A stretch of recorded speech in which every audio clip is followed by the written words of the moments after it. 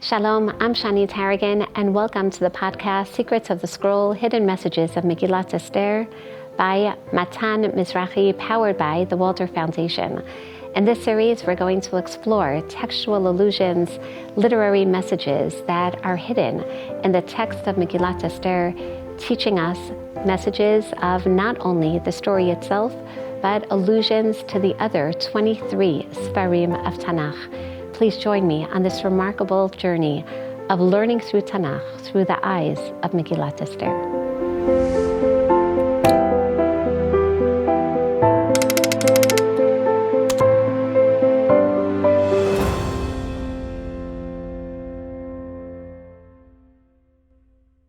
I hope everyone is enjoying this as much as I am, because even after seeing numerous parallels, certainly to Sefer Bereshit, of which we only covered a few, and all the more so in Sefer Shmot, where we see revelation unfolding together with redemption, and then Vayikra with its plethora of parallels and analogies and resonances and clear allusions of Mishkan motifs that we find in Megillat Esther. Hopefully by then you are already convinced that Mordechai and Esther are teaching us messages of Torah through Megillat Esther. They not only want us to hear the echoes of Devar Hashem, the echoes of succeeding in exile, the echoes of recognizing the dangers of exile, the echoes of leadership, the echoes of Mishkan, the echoes, even as we discussed in Sefer Bamidbar as well, of the leadership, the crisis of leadership, the cries of leadership, the challenges, but at the same time, the trajectory for unity and counting.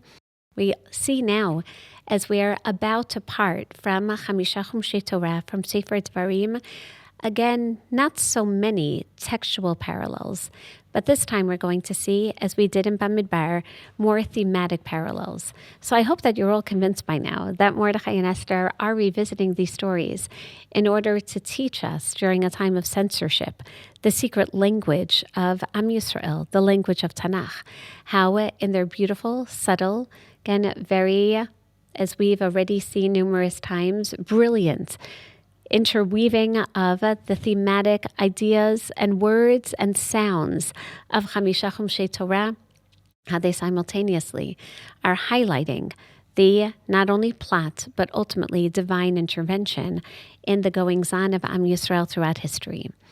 So it's difficult to part from Chamisha Chumshei Torah, and albeit together with you, excited to see how the themes of Nevi'im are going to be woven into Megillat Esther as well. But before we then introduce the words of Nevi'im, Sefer Devarim. Perhaps, as we see in Sefer Devarim, not so much narrative in as much as Moshe Rabbeinu's final speech to Am Yisrael upon parting from them as their national leader, upon the eve of their imminent entrance to Eretz Yisrael. This perhaps serves as a prelude for all future leaders during times of transition. And therefore Devarim, which begins with memory, with Moshe Rabbeinu reminding Am Yisrael of the stories and the miracles of their past, and basically not only warns them, but prepares them for a much less supernatural, a much less miraculously based society in Eretz Yisrael through the mitzvot, teaching them that this is really the heart, the soul of a Jewish survival in the land of Israel, followed by the Brit, followed by a covenant that is supposed to remind them again of Kabbalat Torah, of their commitment to HaKadosh Baruch Hu, together with Hashem's commitment to Am Yisrael, and therefore a beautiful shirah, a beautiful song.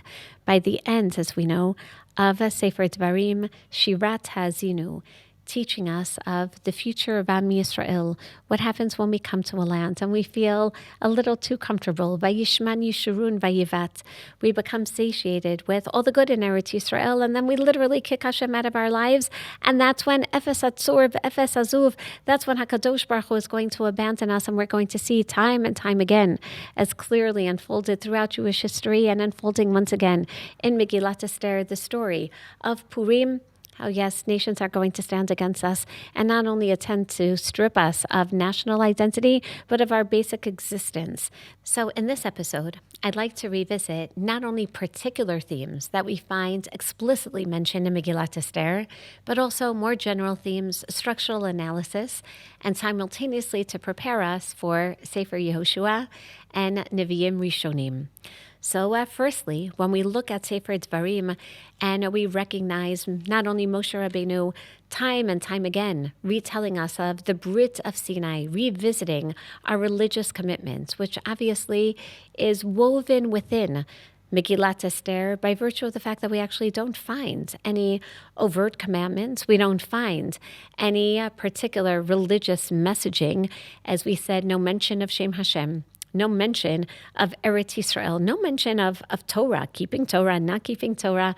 Chazal tell us, but clearly you know from Sefer Devarim that if danger befalls Am Yisrael, then of course we somehow became somewhat weakened. Of course, we were too assimilated. Of course, we did not uphold the Brit because we're assured that HaKadosh Baruch Hu will protect us.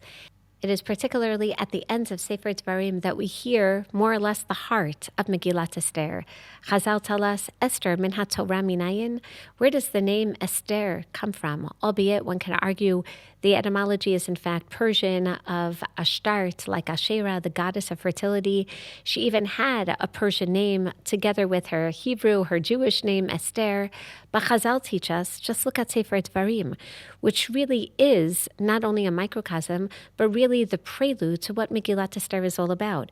At the very end, speaking about not only Am Yisrael breaking the Brit, undermining the covenant with HaKadosh Baruch Hu, but during the time of punishment, when there are decrees against us, Vayichar af Hashem ba'aretz hahi lahavi alaha et kol haklala haktuva b'sefer hazeh.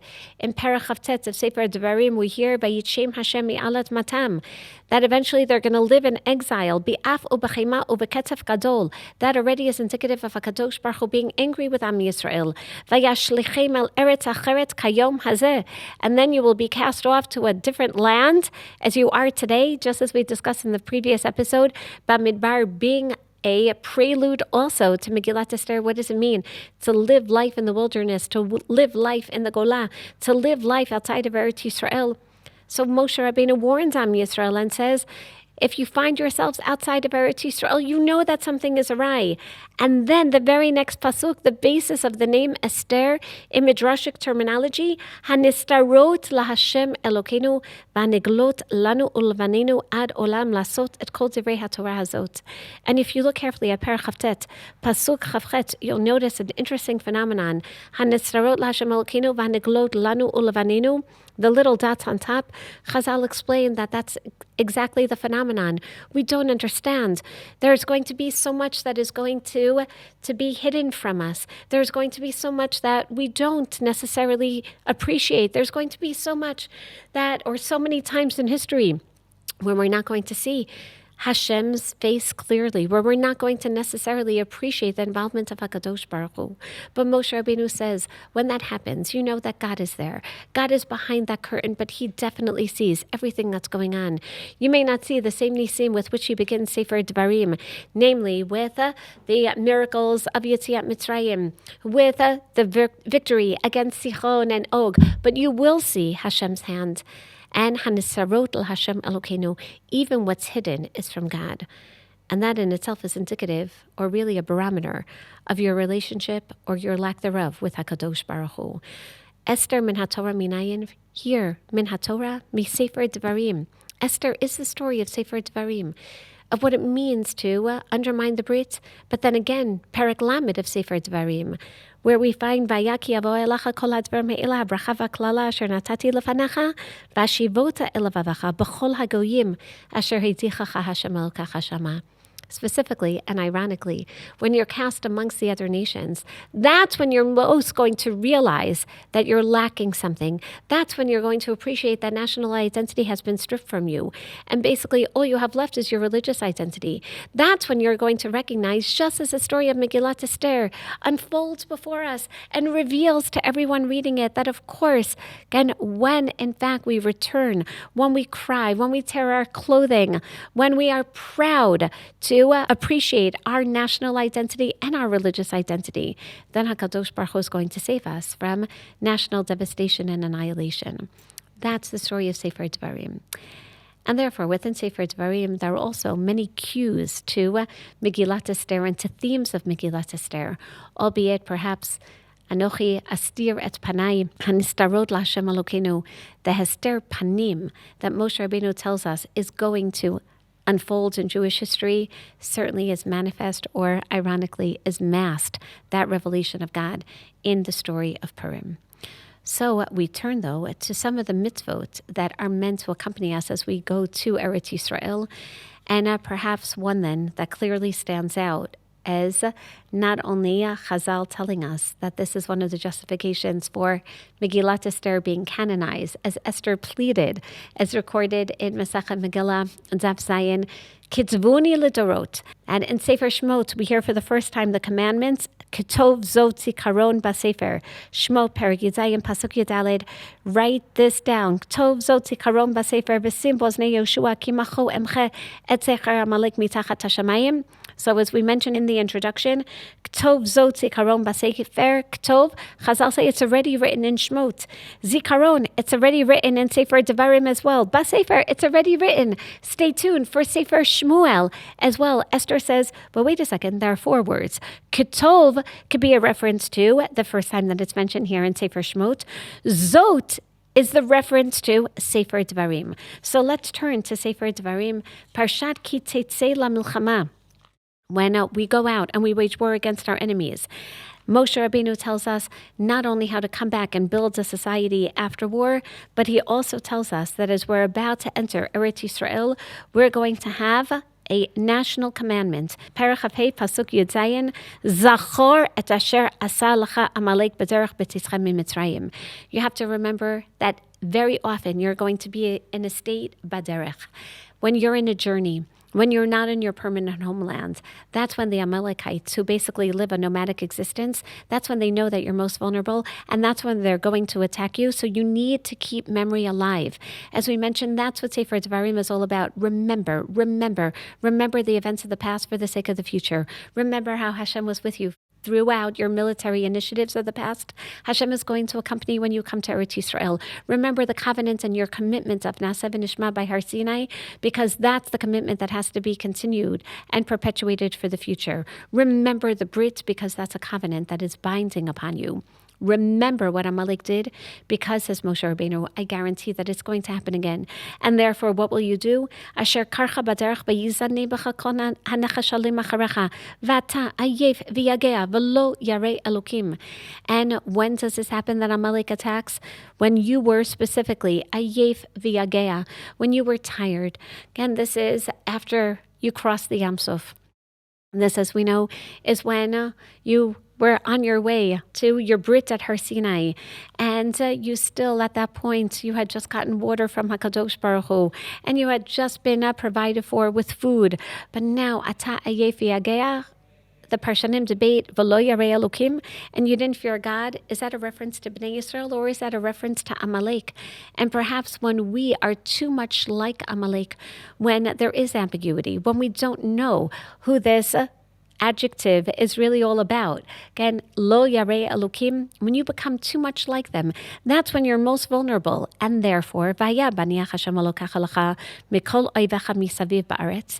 When are you going to be secure enough to be able to fight against your adversaries, against this paradigmatic foe of Amalek? That's only going to be when you have national identity through the land of Israel. Asher Hashem Elokecha noten lecha nachala l'rishta. Then Timche et zecher Amalek mitachat hashamayim, and again, lo tishkach. Here are the words that reverberate throughout Sefer Devarim. Remember, don't forget. Remember, don't forget. Remember what Hashem did to Miriam on the way out of Mitzrayim. Don't forget. Remember Yetziat Mitzrayim. Remember Zachoret Yom HaShabbat L'Kadsho together with Shamoret Yom HaShabbat L'Kadsho. Remember Amalek. And obviously, we hear throughout Megillat Esther the resonances of Amalek, of Haman, who is Mizera Agag. Again, Agagi, he is an Agagite, the king of Amalek. We're basically being told throughout Megillat Esther, revisit this. Macho emche et zecher Amalek. You now have to get rid of, for the last time, get rid of Amalek. And albeit, when we learn Sefer Shmuel together, we're going to see how Mordechai and Esther tell us through even subtle critique how Shaul did not completely annihilate Amalek, or certainly not Agag, the king of Amalek, and the effect or the consequence thereof is going to be the continuation of the dangers of Amalek against us, their desire always to catch us in our vulnerabilities and to ensure that we do not survive. But we are told, Zachor, we are told to remember the Brit, remember our history, and remember those who try to wipe out our history. And notice that if Sefer Devarim is about memory for the sake of action, then that action ultimately is realized in Megillat Esther. And let's take a look, and we see how Megillat Esther then models itself after Devarim, basically tells us about the story of Amalek as foretold by Moshe Rabbeinu, tells us about the dangers, as we already heard, of the Nistarot, of Hester Panim, tells us that even when we don't necessarily see HaKadosh Baruch Hu in all of the manifest glory of miracles, in the supernatural miracles of the Midbar, that God is still there and certainly going to accompany us throughout our stages of history. But how do Mordechai and Esther leave Megillat Esther? They leave us also with the assurance that we must remember. Mordechai establishes days to remember not just the celebration, but also the dangers of Purim. After all, the Megillah tells us, "V'kibel hayudim et asher hechilu lasot v'et asher katav Mordechai aleihem. Ki Haman ben Hamdata Agagit tzorer kol hayudim chashav al hayudim la'ovdam v'yipil pur hu hagoral lehumam ula'avdam." Sure enough, we see throughout the generations, this is the story foretold by Moshe Rabbeinu, that yes, indeed, this is the Zachor et asher asa lecha Amalek u'bevoah lefnei hamelech amar im hasefer yachshuv machshavoto hara'ah asher chashav al hayudim al rosho. The Sefer that reminds us, Ktov Zot Zikaron Basefer. This isn't just a reference to the letters that were sent out to reverse the initial decree, La'abdam, to annihilate the Jewish people. These are the Sefer. This is the Sefer that basically tells us about the future of Am Yisrael and the constant danger of Amalek. And here's the continuation. Al kain karu layamim ha'ela purim, al shem hapur, al kain al kol devrei ha'igeret hazot, umara u al kacha. Mordechai and Esther want us to remember not only the celebration, not only the victory, but ultimately the danger of Amalek. And in case we're not convinced, how do they end this Megillah? What is the last words, the last encouragement of Mordechai and Esther? Perek te pasuk chavchet vayamim ha'ile nizkarim v'na'asim b'chol dor v'dor mishpacha u'mishpacha medina u'medina ve'ir ve'ir v'imei ha'purim ha'ile lo yavru mitoch ha'yudim v'zachram lo yasuf mizaram. They basically tell us that Moshe Rabbeinu's commandment of Zachor et asher asa lecha Amalek, don't worry, Moshe. Megillat Esther really is taking care of it. Don't worry, Moshe, because in fact, v'zachram lo yasuf mizaram. The story has told, and too often in history, we have reminders. Hashem sends us reminders not to forget. And now we have the holiday of Purim established to make sure that Zachor, that's why Chazal instituted that we have to fulfill the mitzvah doraita of Zachor tasher asa lecha Amalek, not only by taking our guns and swords and going out and fighting against our enemies, but literally reading, remembering, just like Sefer Devarim, through the Sefer Habrit, through the book itself, we're going to remember, and that's what's going to propel us for action. That's what's going to remind us of the dangers that lurk, especially when we're in a nomadic state, especially when we're not yet secure in the land. But perhaps that's part of the subtle message of Megillat Esther, knowing that Devarim, knowing that the commandments of Zachor of Amalek was commanded to us upon our imminent entrance to the land, recognizing that we're going to have the security of national identity and a standing army very soon, and Malchut that will be responsible for fulfilling this commandment of Mechiyat Amalek. Maybe Mordechai and Esther are basically saying, we started it off, but now, at the time of Shivat Zion, now that we have national identity being restored, now is the time that Am Yisrael has to remember this edict of Sefer Devarim, Zachor, B'Zachram lo yasuf mizaram.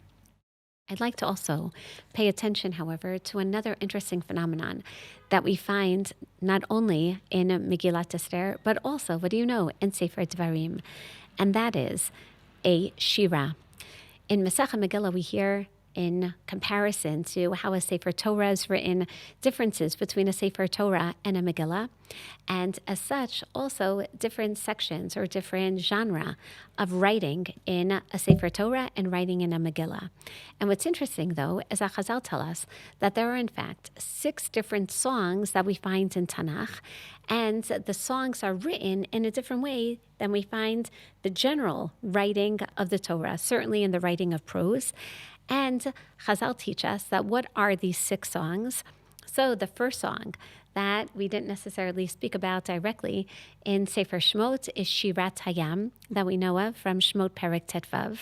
But we also know of another Shira in Sefer Devarim. Yes, Kitzvu Lachem et HaShira Hazot, a song that's actually written down, the song of Ha'azinu. And then we also have another song, the song of Sefer Yehoshua, namely the songs of the Malachim, of the various kings that Yehoshua conquered and killed, that is listed again in Yehoshua Perek Yud Bet, also in a very interesting structure. And we also have, again, another song. We have the song of David upon his conquest of the nations around. And, chas v'shalom, that I should forget, the song of Dvorah in Shoftim Perek Hey. And we have one more song, and that is the song of Aseret B'nei Haman, the song of what we generally don't think of as a song, but the list of Haman's 10 sons and how they were hanged. Chazal tell us that's a shira. And what's interesting is that more parallel to the shira of Sefer Shmot is in fact the shira of Sefer Devarim. What do I mean by this? All of these songs are basically national military victory songs. Chazal tell us, however, that these 6 songs are written in 2 different ways. One is Livna al Gabe Ariach, a brick on a stone, like Shirat Hayam. The other is Ariach al Gabe Ariach, a stone on a stone, like Shirat Ha'azinu. In Megillat Esther, we have the famous Ariach al Gabe Ariach, like we have also in Sefer Yehoshua. So if we turn just for a moment, and I'm sure many of you are very familiar with the way that this is just written in Megillat Esther, so much so that Baalei Kriya can have a minhag to read them all at once. From the sons of Haman, Beit Chamesh Meot Ish, Bet Parshat Data, Bet Alphon, Bet Asfata, Bet Porata, Bet Adalia, Bet Aridata, Bet Parmashta, Bet Arizai, Bet Aridai, Bet Baizata. Okay, I didn't read it in one breath. But Aseret B'nei Haman Ben Hamdata Tzorer HaYehudim, which means the Chazal are telling us that this was once perhaps recited, not necessarily in one breath, but as a song, as a march, as a military victory song, the same way that Shirat Hazinu is written, the same way that we find also in Sefer Yehoshua, Perek Yud Bet. All the other ones, Shirat Hayam, Shirat Borah, Shirat David, are all written in the Livna al Gabe Ariach format. As we turn to Sefer Shmot, that we know we also call Shabbat Shira, Parshat B'Shalach, Perek Tetvav of Sefer Shmot, we see very clearly what a brick stone, a Livna al Gabe Ariach structure looks like, which is definitely much more secure, which helps us understand what the difference is between these 2 stylistically written songs. What is the Livna al Gabe Ariach? This is definitely much more structured, much stronger. If one is building a house, you would build it brickstone and not necessarily stone, which tells us that a Livna al Gabe Ariach, a brickstone structure, is a very secure one. That was a complete national military victory. However, a stone, that's a little less secure, less stable. That already tells us that it's not a complete victory. Just as we find Shirat Hazinu tells us, literally the song of Megillat Esther, tells us what happens when we're in exile outside of our land, tells us what it means to feel abandoned by Hashem. And yes, we do come into Eretz Yisrael and we conquer. But as we see in Sefer Yoshua as well, there's an initial conquest, but even that's not complete until David HaMelech vanquishes our surrounding enemies. And then Shirat Azinu foretells that we're still going to be missing something, that we are eventually going to reach a state of perhaps even too much inertia, satisfaction, contentment.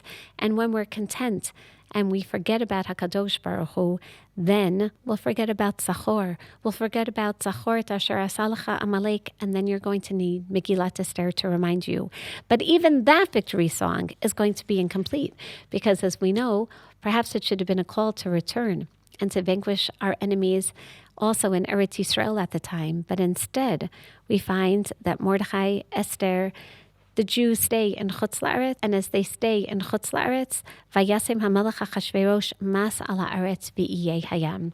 Of course, the victory is incomplete. Chazal tell us in Gemara Megillah that maybe that's one of the reasons why we don't say Hallel on Purim, by virtue of the fact that we were still not just in Chutz La'aretz, but we were still subjects of Achashverosh. We were still second-class citizens in Persia. We were still taxed, even after this wonderful story of the Jewish victory against our adversaries.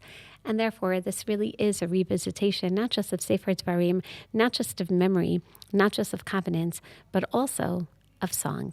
Also of a song that is meant to be a much stronger song, that this Megillah ultimately should be transformed to a Shira. Before we conclude this episode, as we conclude the allusions of Megillat Esther to Chamisha Chumshei Torah, I'd like to already introduce now Nevi'im Rishonim, because it's clear that Mordechai and Esther want us to recognize that even in Chutz La'aretz, we are still immersed in the words of the Torah, that of course this is going to be the basis of our code, that if they draw allusions to Chamisha Chumshei Torah, to the 5 books of Moshe Rabbeinu, of course they know everyone's going to understand the messages of Breshit and Shmot and Vayikra and Bamidbar and Devarim. However, they also want to make sure that we appreciate allusions to the works of Nevi'im Rishonim. As we discussed in our introduction, Nevi'im are different than the words of Torah because the words of Torah are the words of God that, of course, are going to be canonized, that, of course, we're going to immerse ourselves in, that, of course, again, most members of Am Yisrael know these psukim of Torah Bial Peh. Again, before there were Christian chapter divisions, everyone knew the associations of the parshiot, of the various parsha divisions, simply by the words themselves. And therefore, again, those are easy codes to refer to, easy allusions that we should all pick up on. And yet, Mordechai and Esther also know that these chapters of Nevuah that were Hutzruchu L'Dorot, they were also, again, very fresh. They were also, again, very much shagur. They were known to Am Yisrael. Bnei Yisrael were fluent in the words of Nevi'im.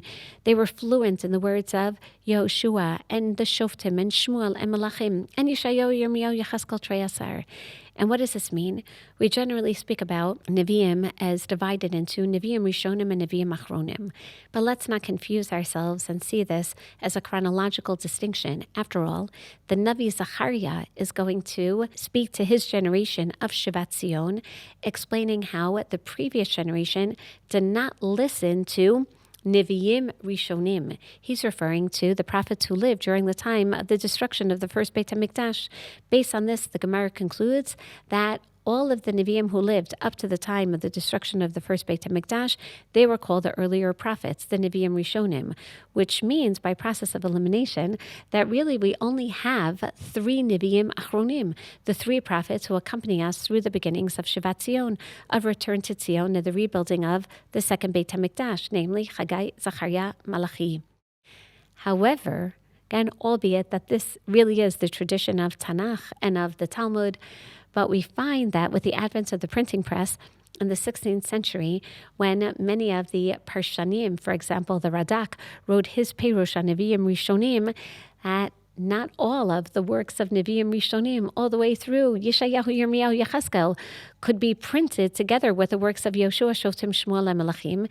And as such, the printing press, the Sonsino printing press, divided it up into Radak al Nevi'im Rishonim, namely Yoshua, Shoftim, Shmuel, and Melachim, and then incorporated his Perush on Yeshayahu, Yirmiyahu, Yechezkel, Treyasar, together with the last three of the Treyasar, namely Chagai, Zechariah, Malachi. And sure enough, this was done by other Parshanim, other exegetical commentators as well. So we're wondering, why perpetuate a printing error?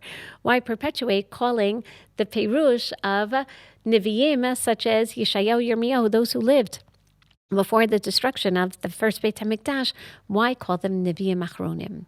And the answer is quite simple, because this division also serves as not necessarily anymore a chronological division. After all, Yeshayahu, Yirmiyahu, Yechezkel, most of the Treyasar are living during the same time as the kings recorded and the works of prophecy recorded in Sefer Melachim.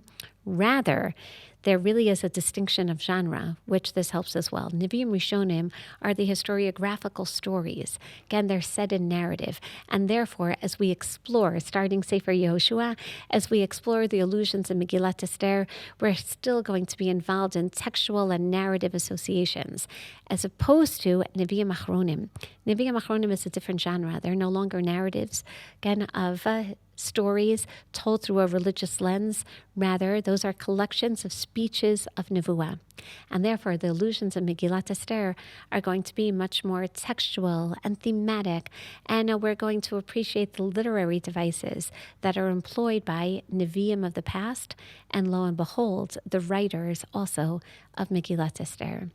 So, as we conclude the allusions here of Chamisha Chumshei Torah, Chazak, Chazak, v'nitchazek, let us prepare then for the Chazak ve'amatz of a Yehoshua ben Nun, of a story of religious proportion that Mordechai and Esther are going to build off of, teaching us, and not only messages of leadership, messages of conquest, messages of national regard that are going to still be based on Sefer Devarim, on Zachor, on the assurance, but also the imperative to always remember. Thank you for joining us for Secrets of the Scroll with Rabbanit Shani Targin. This series is presented by Matan and World Mizrahi and powered by Walder Foundation. We hope today's conversation inspired you, sparked new ideas, and deepened your connection to the text and its meaning. If you enjoyed this episode, please take a moment to like the video, subscribe to the channel, and share it with your friends or family who would appreciate these conversations. Your support helps us continue bringing thoughtful, meaningful Torah to the wider audience. We look forward to learning together again soon. See you in the next episode of Secrets of the Scroll with Rabbanit Shani Targin.